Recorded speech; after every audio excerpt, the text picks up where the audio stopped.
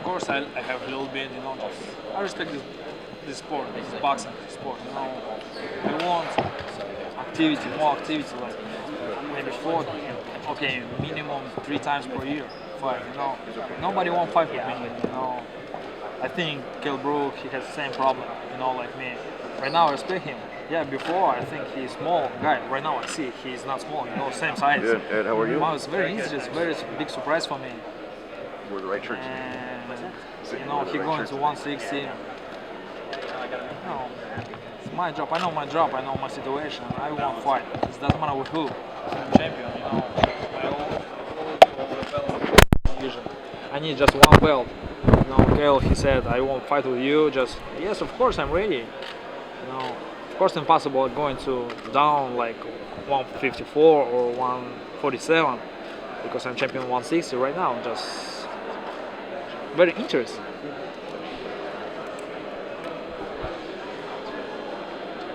Do you feel like you're almost in a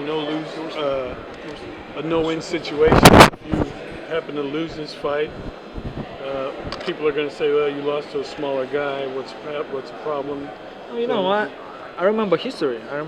Sugar Ray Robinson, Sugar Ray Leonard, Duran, every big champions, every big legend. Right now, I understand this is the biggest test for me because he is undefeated, and I go into London to UK. This is not easy. This is a big bonus for him. Yeah, this is his house. Is there any difference you going to his hometown? Of course, different time, different situation. You see, right now just big champions staying home. I want. And for me, it doesn't matter. It doesn't matter because I like this sport. I respect this sport. What about Canelo? You think that's ever gonna happen? Right now, it's not interesting. Just right now, my focus on Kell Brook.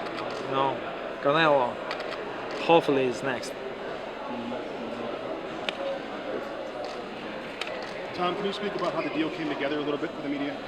Yeah, it's been pretty well documented. Actually, it goes even further back than that. When Gennady wanted to go to the UK, we've had a big demand from the UK fans to bring him over. We tried to do a deal with Eddie to fight Carl Froch. That didn't materialize. Then we were talking about Billy Joe Saunders to unify the last title with the WBO title. That didn't materialize. We couldn't reach terms with Saunders. Then the Chris Eubank situation came very close. Eddie was very positive, thought it would happen. That didn't happen. And then Eddie was able to get Kell Brook's verbal commitment within 2 hours, and it took us literally 2 days to sign the deal. So that's why we have so much respect. That's why it goes back to when two fighters want to fight each other, it's not that hard to make a deal. If one fighter wants to fight and the other one wants to talk about the fight, then you can't make a deal that way. And that's why we give Kell a lot of credit. And I know they've had a lot of similar issues on their side, and it really solves the problem for both fighters. Is he in a tough situation now that he has to win this fight? I think he's in a tough situation every time he steps in the ring. He's the number one guy now. He's the alpha dog.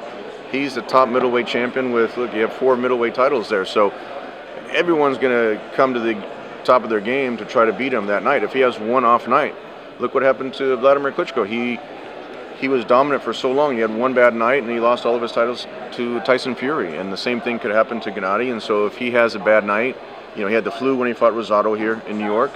And if he's not at the top of his game, it's not like basketball or NFL where you can have a bad game and still win the world championship. If he has a bad night, he loses all these titles. And that's what really makes it so great for Kell, is such an incentive or such a reward for Kell to take the risk to step up and fight one of the most marketable fighters in the sport. At the same time, if Gennady can beat an undefeated, top-rated welterweight champion, Kell's going to bring his speed. He's going to bring everything he has, his experience as a welterweight champion, to try to beat him. And it's not an unprecedented event, as Gennady said. His history has shown that Sugar Ray Leonard could beat Marvin Hagler, that Ray Robinson could move up and be successful at middleweight. So it wouldn't be unprecedented, but that's what makes this such a compelling fight. And because of Kell's fan base and Gennady's fan base, it's a huge international event. Can you speak to like the true boxing fan will understand this fight? And historically, what have you seen when this sort of matchup has been put together?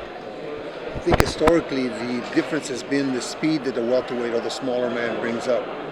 In this particular case, you're looking at a guy that's undefeated, cracking his weight, whether he brings that up or not, but he's got two great coaches on his side that I'm sure understand that he can't stand in front of Golovkin. He's going to have to box him, he's going to have to move, but he has that ability. As Ray Leonard showed against Hagler, if you can stay on your toes and move around for 12 rounds, you're going to win a fight. So we anticipate that. We anticipate that that's what he's going to do.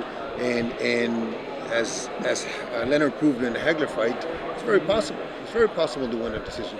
Remember, we're going to England. We're going to his house. He's going to have 20,000 people screaming his name every time he misses a punch. The judge is going to be influenced, so it's up to us to make sure that we don't let it get to that point or we don't allow it to be close. But it's a tough task. It's a tough task because you have a guy that doesn't know how to lose in Brook. You have a weight advantage, though, right? You know what? You look at them when they were facing each other, I bet you he weighs more than Golovkin right now.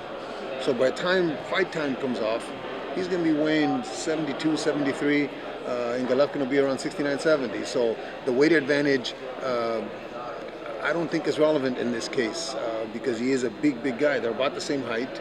Now, my concern will be, like I said, is if he can get off those flurries and score points and then run away and get those flurries off or tie up and move around, which he's capable of because he did it against Sean Porter. With the additional 13 pounds, does that give him the strength to be able to tie Golovkin up and not let Golovkin work? That'll be an issue that we'll have to address when we get to the gym and make sure that fight night we know that can happen.